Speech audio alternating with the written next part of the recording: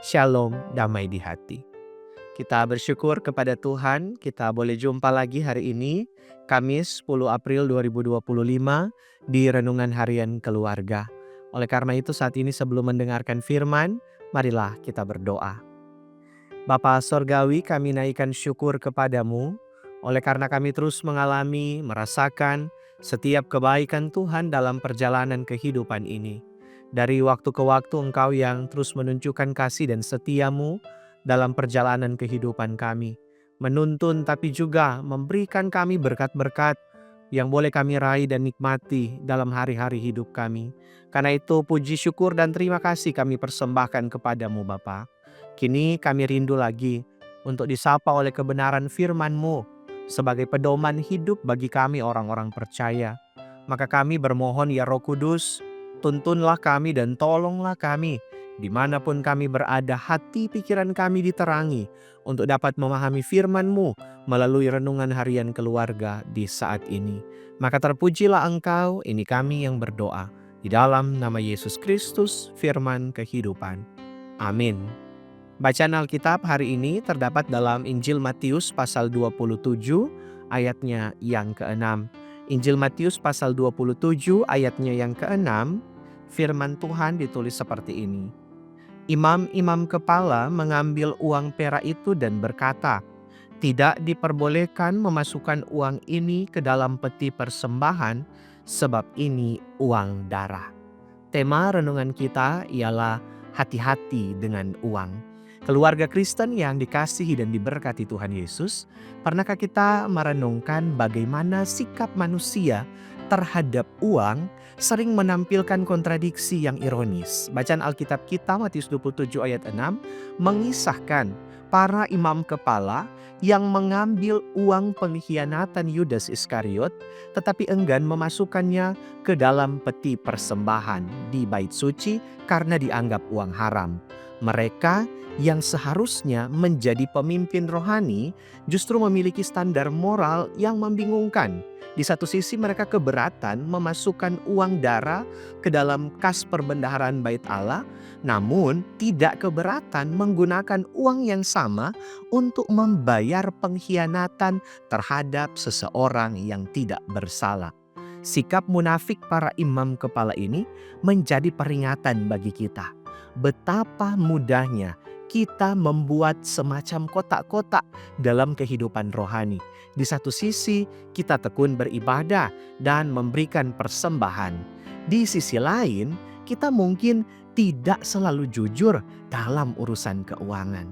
Kita mungkin bangga saat memberikan persembahan di gereja, tetapi tidak terlalu peduli apakah sumber pendapatan kita sepenuhnya sesuai dengan nilai-nilai Kristiani.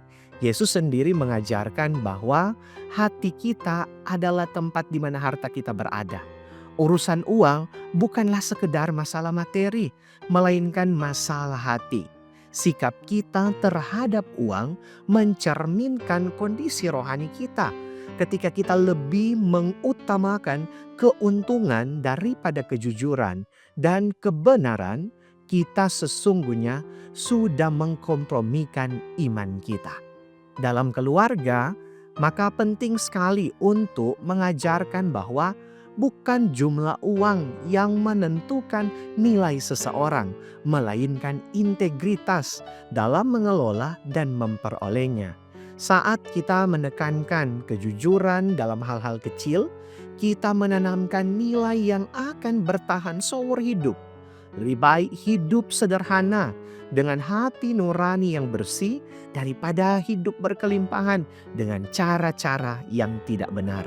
Keluarga Kristen yang dikasihi dan diberkati Tuhan Yesus, di era yang sering menjunjung tinggi materialisme ini, marilah kita memilih untuk menjadi orang Kristen yang memegang teguh prinsip bahwa uang adalah alat bukan tujuan. Uang boleh kita miliki, tetapi jangan sampai uang memiliki kita. Sebab akar segala kejahatan ialah cinta uang. Bukan uangnya yang jahat, melainkan cinta yang berlebihan terhadapnya. Marilah kita mengelola uang sebagai berkat Tuhan dengan integritas, memperolehnya dengan cara yang benar, dan menggunakannya untuk memuliakan Tuhan. Dengan demikian, kita menunjukkan bahwa harta kita yang sesungguhnya bukanlah di dunia ini, melainkan di dalam kerajaan Allah. Amin. Mari berdoa. Bapa di sorga, kami bersyukur untuk firman-Mu yang kembali boleh melengkapi kami semua. Mengajarkan kami bahwa uang yang kami miliki, harta benda yang kami punyai, semua itu adalah berkat Tuhan yang harus kami pakai secara baik, kami kelola secara baik untuk tujuan yang baik dan untuk memuliakan Tuhan. Maka ajarlah kami untuk berusaha memperjuangkan, meraih berkat-berkat Tuhan itu dengan cara-cara yang benar, bukan dengan cara-cara yang tidak dikenan oleh Tuhan. Tapi juga ajar kami untuk menggunakan setiap berkat tersebut untuk hal-hal yang baik dan bermanfaat dalam kehidupan ini. Supaya betul-betul hidup ini akan mencerminkan bagaimana kasih dan terang Tuhan terpancar dari kehidupan kami. Maka berilah kiranya terus berkat-berkat-Mu bagi kami Bapa dalam setiap usaha kerja perjuangan-perjuangan hidup kami. Di mana Engkau menempatkan kami, di sana kami percaya berkat-berkat-Mu ada untuk kami raih melalui usaha, kerja, dan setiap perjuangan-perjuangan kami. Karena itu terimalah setiap ucapan syukur yang kami rasakan di hari ini. Apapun yang kami rasakan sebagai sukacita dan berkat, kiranya disempurnakan oleh Tuhan. Tapi juga jika Tuhan dapati kami dalam rupa-rupa pergumulan, maka tolonglah kami untuk melewati segala sesuatu. Tuhan buka-buka jalan keluar dari setiap persoalan kami. Terima kasih banyak Bapa, perjalanan hidup kami semua, tiap langkah hidup kami kiranya tetap ada dalam tuntunan kasih-Mu. Terpujilah Engkau, dengarlah seru sembahyang kami. Kami berdoa di dalam nama Yesus Tuhan, Juru Selamat, sumber berkat dalam kehidupan kami. Amin. Demikian, jangan lupa untuk dukung channel ini dengan cara subscribe, tapi juga like, komen, bagikan video ini. Dan yang ini memberi persembahan, silakan melalui kris yang tersedia. Tuhan Yesus memberkati kita. Shalom, damai di hati.